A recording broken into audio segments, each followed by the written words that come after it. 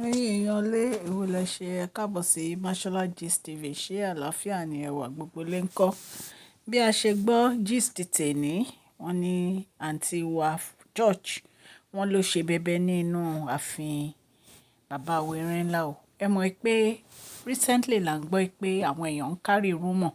wípé Queen Naomi lóyún. Ṣé ẹ mọ̀ tó yẹ pé àwọn ẹlòmíì gan tiẹ̀ sẹ́ pé wọ́n heavy àbí nǹkan, ṣùgbọ́n ṣe mọ̀ all the time ni a máa ń sọ lórí channel yìí wípé ọ̀rọ̀ oyún níní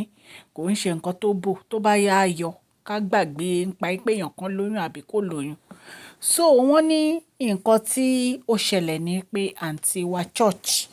wọ́n ní àwọn ni wọ́n ń kárí rómọ oyún yẹn kiri ipe nítorí wọ́n fẹ́ kí àwọn elder ipe kí wọ́n cancel ritual Queen Naomi ló fi ń kárí ẹ̀ kiri. Ṣẹ̀dẹ̀ mọ̀ pé a sọ fún yín pé àwọn ritual kan wà tó yẹ kí Queen Naomi ṣe tí wọ́n ti parí. Wọ́n ní wọ́n ti ń ṣe àwọn ritual yẹn lọ. Wípé tó bá dẹ̀ wá lọ jẹ́ pé wọ́n wá gbọ́ wípé bí ọ̀rọ̀ oyún tó ṣẹlẹ̀ wípé wọ́n lè cancel ritual yẹn. Wọ́n ní àǹtí wa church ló ń kárí gbogbo rúmọ̀ yìí. Wọ́n ní bí Princess Fọláṣadé ìyẹn ẹ̀gbọ́n kábíyèsí wọ́n ní bó ṣe wá bá àǹtí wa church ní tán wá pariwo lé lórí wípé irú rúmọ̀ wo ló ń gbé kiri, pé irú ọ̀rọ̀ wo ló ń sọ kiri, wípé kí ni tiẹ̀ pẹ̀lú Queen Naomi, wípé ṣé bí wọ́n ti warn wọn so many times kí wọ́n má dá sọ̀rọ̀ Queen Naomi mọ́, wípé kí ló dé tó ń pariwo kiri pé Queen Naomi lóyún, wípé ṣé kábíyèsí fi iṣẹ́ rán ni, wípé ṣé kábíyèsí fi iṣẹ́ rán ni. Ṣé ẹ mọ̀ pé gbogbo ìwà tí àǹtí wa church máa ń wò ó ní pé kó máa gbọ́ teku kó máa gbọ́ tẹyẹ kó máa gbébòrùn kiri. So wọ́n ní ọ̀rọ̀ yẹn wọ́n ló bí Princess Fọláṣadé nínú. Wọ́n ní wọn ò mú ní kékeré fún un, wípé wọ́n kì í fún un seriously pé kí ló dé tó máa ń ṣe báyẹn, wípé ìwà tó ń wù yẹn ò dáa rárá, wípé ṣé ó fẹ́ da pálàsì rú ni, wípé àbí kí ló dé tó ń wúrú wà báyẹn. Wọ́n ṣàní pé Princess Fọláṣadé wọ́n pariwo lé lórí, wọ́n dẹ̀ wọ́n ẹ̀ pé àwọn ò fẹ́ rí kí irú nǹkan má yẹn ṣẹlẹ̀ mọ́, wípé sòkò ti ọwọ́ ọmọ ẹ̀ bọ aṣọ. Nǹkan tá a gbọ́ nìyẹn tí wọ́n ní ó ṣẹlẹ̀. Ẹ̀yin èèyàn lé ẹ̀yin náà dẹ̀ mọ̀ pé oríṣiríṣi ìwà ni àǹtí wa church ti wù nínú ààfin bàbá wẹ̀rẹ̀ ńlá yẹn.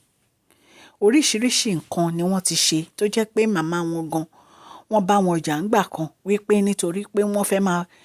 tẹ̀lé àǹtí wa kiri tọ́jọ́ ń ṣe meeting kiri. Wọ́n ní màmá wọn wọ̀n gbọ́ allegedly bá ṣe gbọ́ o. So ìtorí ẹ̀ ni wọ́n fi ń sọ fún wọn wípé kán fi ọ̀rọ̀ Queen Naomi sílẹ̀. Kò sí nǹkan tó kàn wọ́n pẹ̀lú life Queen Naomi. Tí Queen Naomi bá lóyún ẹ fi wọ́n sílẹ̀ jẹ́ kán lóyún. Kí ni tiẹ̀ tó ní láti máa pariwo, tó ní láti máa akéde ìyìn rere? Kí ni tiẹ̀ tó ní láti máa ròyìn? Wọ́n ní Princess Fọláṣadé bínú gan o sí nǹkan tán ṣe yẹn, torí irú nǹkan báyẹn kò dáa rárá. Ẹni tó ti ń rọra ń ṣe ritual díẹ̀díẹ̀ tẹ wá fẹ́ mú tẹ fẹ́ dojú gbogbo ẹ̀rù. Torí ẹ̀ ni wọ́n fi ké fún wọn pé kó jókòó síbi tọkọ ẹ fi sí, kó má tẹ ẹnu bọ̀rọ̀ Queen Naomi mọ́. Bẹ́ẹ̀ náà dẹ̀ ni a tún gbọ́ ti àǹtí wa fashion. Àǹtí wa fashion, ẹ̀rín àǹtí wa fashion máa ń pa mí honestly. Àǹtí wa fashion tó yẹ pọ̀ mọ́ gbòòrò ni kó ti mọ̀ kó ti rọra fẹ́ ẹni tó yẹ pé wọ́n jọ máa jọ jáde, wọ́n jọ máa ṣeré, wọ́n jọ máa play love lórí social media. Ẹ mọ̀ pé àǹtí wa like social media kó fashion kó ṣe gbogbo ẹ̀, ṣùgbọ́n kábíyèsí ò ráyè. Ó mà ṣe o. Wọ́n ní àǹtí wa fashion bú sẹ́kún. Àǹtí wa fashion ń sunkún pé kí kábíyèsí kàn wo òun, ọmọ kékeré ara òun lòun, òun ò kì í ṣe rìn, òun ò kì í ṣe gì, òun ní ẹ̀jẹ̀ tí ó ń move ní gbogbo àgọ́ ara òun, kí kábíyèsí ṣàánú fún òun. Ní kì í ṣọ̀rọ̀ eré o, ẹ̀yin èèyàn lé. Wọ́n ní kì í ṣọ̀rọ̀ eré rárá. wípé kí kábíyèsí ṣàánú fún un wípé kí ló dé tí kábíyèsí kàn máa abandon òun tí kábíyèsí ò ní wo ibi tó ń wà. Wọ́n ní ọ̀rọ̀ yìí wọ́n ló kàn tí wá chọ́ọ̀chì lára. ẹ̀yin èèyàn lé kìí ṣe nǹkan kékeré rárá. láǹtí wá fi gbé sẹ́nu o ó pariwo o kábíyèsí abandon òun o kábíyèsí ò ní time fóun mọ́ o kábíyèsí ti dáhùn nu o. ẹ̀yin èèyàn lé ó yẹ kẹ́ ẹ̀ mèsì ọ̀rọ̀ tá a lè fún àǹtí wa fashion ó yẹ kẹ́ ẹ̀ mèsì ọ̀rọ̀ yẹn ṣùgbọ́n wọ́n ní téèyàn bá ti ṣẹ̀ṣẹ̀ gbé láyé yìí èèyàn ti ṣẹ̀ṣẹ̀ gbé nìyẹn. ìtorí ẹ̀ ni mo fi máa ń advice àwọn SISSY wa gbogbo tí ò tí ì lọ́kọ pé kán fẹ́ ìyàn ẹ̀gbẹ́ tiwọn kán fẹ́ ọkọ tiwọn kán má fẹ́ ọkọ nítorí ipò kán má fẹ́ ọkọ nítorí owó kán má fẹ́ ọkọ nítorí pé ọkùnrin ó rẹwà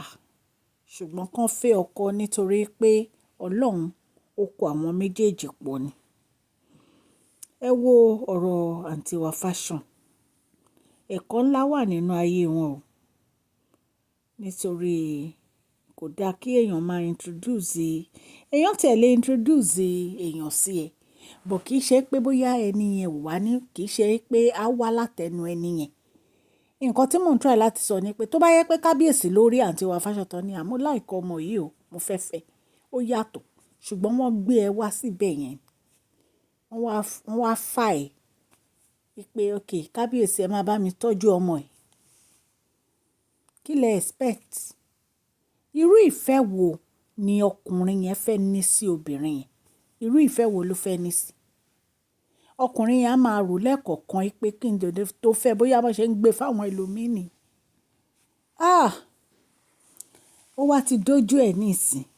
Christiana ó ti gba máìndé kábíyèsí àsọ̀rẹ́ ẹ̀ kábíyèsí wọ́n ń dètọ̀rẹ́ ẹ̀ so kí ló wá expect ó wá rò pé gbogbo táìmì yẹn tí kábíyèsí ní fún ẹ nígbà tó ti bímọ ó máa dàbí ìgbà tó yẹ pé ó ti bímọ. Number one ọ̀rọ̀ yẹn ti wọ́ wá láti bẹ̀rẹ̀ the only thing tó lè ṣe náà ni kó rọra gba kámú fọ́lọ́run ò bá pariwo láti àárọ̀ títí dalẹ́ nǹkan tó máa ṣẹlẹ̀ ló máa ṣẹlẹ̀ kábíyèsí wọ́n bá lórí ohun gbogbo ni ṣé orí gbogbo àwọn ìyàwó tó wà ní palace ìwọ ni kọ́kọ́ àìmọye wọn yín tó yẹ pé kábíyèsí ò ráyè láti rí so ó máa gbá kámú ni nǹkan tán fi ní ilé ọlá ó ní ìyọnu nìyẹn ká ló ti rọra fẹ́ ẹgbẹ́ ẹ̀ tó yẹ pé ẹjọ́ bẹ̀rẹ̀ láti bẹ̀rẹ̀ ó tiẹ̀ lè má lówó lè má gbé dání but at least ẹ máa wà comfortable ẹ máa ní fọkànbalẹ̀ ṣùgbọ́n odindi ọba aládé monarch king kí ló expect iṣẹ́ pọ̀ fún bàbá wẹ̀rẹ̀ ńlá láti ṣe so bàbá wẹ̀rẹ̀ ńlá ò ní time nínú gbogbo 24 hours tán ní tán máa ṣe fún yín ní bóyá few seconds láti rí wọn wọ́n gbìyànjú ni o wọ́n gbìyànjú ni wọ́n ní kábíyèsí ní àtàwọn ọ̀dọ́ Queen Naomi ló wà àwọn ò lè fi Queen Naomi ṣeré àwọn love Queen Naomi pẹ̀lú gbogbo live àwọn ni pẹ̀lú gbogbo heart àwọn ni ìtorí ẹ̀ ni àǹtí wa church ló fi ń sáré kiri láti da gbogbo nǹkan rú kò dẹ̀ mọ̀ pé nǹkan tọ́lọ́run bá ti so pọ̀ Ọlọ́run ti so pọ̀ nìyẹn kò sí ẹ̀dá tó lè túká kò sí ẹ̀dá tó lè wò so ọ̀rọ̀ tá a gbọ́ nìyẹn o nípa àǹtí wa fashion wọ́n ní àǹtí wa wọ́n ló bá àǹtí wa church jà nítorí wọ́n ní ó lọ link voice note kan jáde nǹkan tá a gbọ́ nìyẹn èèyàn lé bí ìgbà tó yẹ pé wọ́n ló ń record ni o bí mo ṣe gbọ́ wọ́n ló ń record voice note conversation tí àǹtí wa tó ń bi bàbá wẹ̀rẹ̀ ńlá ìwọ wá lọ gbé fóònù ẹ̀ ó fi ń record ó rọra ń tẹ̀ jẹ́jẹ́ ó ń tiptoe lọ síbi tó ti ń sọ̀rọ̀ ṣé yẹn bójú mu ṣó bójú mu so wọ́n ní ọ̀rọ̀ yẹn ló gbọ́ kò ṣe mọ̀ pé téèyàn bá ń gbọ́rọ̀ tó rọra fetí sí gànà tó ń gbọ́rọ̀ ò ní gbọ́ gbọ́ ọ̀rọ̀ ó kàn gbọ́ oyún ó ti rè pé Queen Naomi lóyún ni ó wá gbé kiri àwọn èèyàn gbé ńgbà yẹn o ẹ wo ṣe rí àǹtí wa chọ́ọ̀chì ọlọ́run ló mọ ibi tí wọ́n ti rí àwọn ìwà kéèyàn máa gbéborùn kó máa forí ayé kó fi gbá bí yẹn ó lágbára. sọ àwọn nǹkan tá a gbọ́ nìyẹn yẹn ara lé tábà tún dọ̀la tún máa mú update wá fún yín. mo dúpẹ́ lọ́wọ́ àwọn tó fún Mrs Sarah Ìbíire mo dúpẹ́ lọ́wọ́ yín gbogbo ẹ̀yin tẹ́ ẹ fún wọn lówó Mrs Balógun àti Mrs Tóyìn ọlọ́run elédùnmarè ọba láàánú á bá mi gbọ́wọ́ yín sókè o ṣé ẹ rí ó dáa ká máa ṣàánú fún àwọn tí ò ní ìtorí ẹ̀ ni a fi gbé prize giveaway dìde tí a fẹ́ máa ṣe ní 3 months tẹ́ bá ní tá a bá rí ẹni tó fẹ́ darapọ̀ mọ́ mi láti máa ṣe prize giveaway yìí ẹ contact mi ní orí masholagistv@gmail.com kí ló dé tá a fi ń ṣe prize giveaway yìí à ń ṣe nítorí pé a fẹ́ máa ṣàánú fáwọn èèyàn ni kò ń ṣètorí nǹkan kan ìtorí pé ebi ń pa àwọn ará ìlú ìyà ń jẹ àwọn ará ìlú at least bó jẹ́ èèlò kan wọ́n á fi jẹun nǹkan tá a fi ń ṣe nìyẹn. mo dúpẹ́ lọ́wọ́ gbogbo subscribers o gbogbo bẹ́ẹ̀ ṣe ń ṣe àtẹ̀ń láì gbogbo àwọn gist wa gbogbo ẹ̀ la rí ọlọ́run elédùnmarè ọba láàánú á ṣàánú fún gbogbo yín o gbogbo nǹkan tẹ́ bá ń dáwọ́lé á máa yọrí sí rere o ìbùkún owó ìbùkún ọmọ ìbùkún àlàáfíà ló máa jẹ́ tiyín o orúkọ mi ò yí padà Máṣọ́lá ni orúkọ mi Yorùbá ni à ń sọ lórí ìkànnì yìí à ń sọ nítorí pé àfẹ́gbàgbé àṣà àti èdè wa dẹ̀ tó ń sọ fún ọ̀pọ̀lọpọ̀ àwọn tí wọ́n gbọ́ Gẹ̀ẹ́sì à ń sọ̀rọ̀ nípa celebrity gist royal gist politics àti gbogbo nǹkan tó ń ṣẹlẹ̀ ní agbègbè orílẹ̀-èdè bàbá wa ní ilẹ̀ Nàìjíríà tẹ́ bá ti subscribe ẹ tẹ notification bell yín kẹ́ subscribe so that tá bá ti post any gist ẹ máa rí òkè òkè ní ọlá yín á máa lọ ọlá yín ò ní lọ ìsàlẹ̀ láéláé ẹ má gbàgbé prize giveaway yìí èyí tí a máa tún ṣe tó ń bọ̀ ní July 15 abáwaláyé abáwaláyé ara please share this video like and subscribe God bless you all.